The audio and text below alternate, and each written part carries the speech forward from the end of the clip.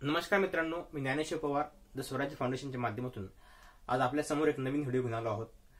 तर हा व्हिडिओ किंवा हा जो टॉपिक असणार हा टॉपिक खूप महत्त्वाचा असणार आहे। या टॉपिकवरती स्पर्धा परीक्षा कुठली असो, राज्यसेवा असो, कंबाईन असो किंवा सरळ सेवा असो, याच्यावरती वारंवार प्रश्न विचारले गेलेले। तर हा टॉपिक जास्त वेळ न घेता सुरुवात करूया। मित्रांनो, टॉपिकचं नाव आहे महाराष्ट्रातील प्रादेशिक विभागानुसार जिल्हे।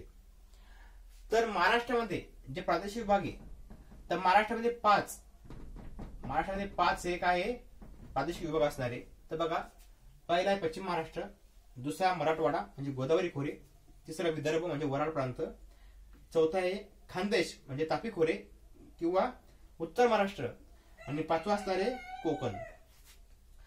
तर मित्रांनो, या ठिकाणी बघा, पश्चिम महाराष्ट्रामध्ये पुणे विभाग असणार आहे। त्यामध्ये पुणे, सातारा, सांगली, सोलापूर आणि कोल्हापूर हे झाले 5 जिल्हे। आणि नाशिक विभागातून बघा, नाशिक आणि अहिल्यानगर यामध्ये झाले 2 जिल्हे, म्हणजे हे झाले 7 जिल्हे। मित्रांनो, पुढे बघा, मराठवाडा म्हणजे गोदावरी खोरे, संभाजीनगर, जालना, बीड, धाराशिव, परभणी, हिंगोली, नांदेड आणि लातूर हे झाले 8 जिल्हे या ठिकाणी।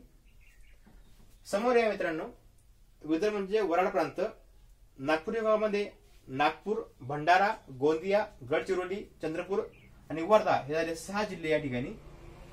प्लस अमरावती विभागातून बघा, अमरावती, यवतमाळ, अकोला, वाशिम आणि बुलढाणा हे झाले 5 जिल्हे, म्हणजे एकूण झाले 11 जिल्हे। पुढे मित्रांनो, खानदेश म्हणजे तापी खोरे म्हणजे उत्तर महाराष्ट्र, जळगाव, धुळे, नंदुरबार हे झाले 3 जिल्हे। आणि समोर कोकण प्रांतात बघा, कोकणामध्ये याच्यामध्ये मुंबई शहर, मुंबई उपनगर, ठाणे, पालघर, रायगड, रत्नागिरी आणि सिंधुदुर्ग हे झाले 7 जिल्हे। अशा प्रकारे 36 जिल्हे या ठिकाणी पूर्ण झाले।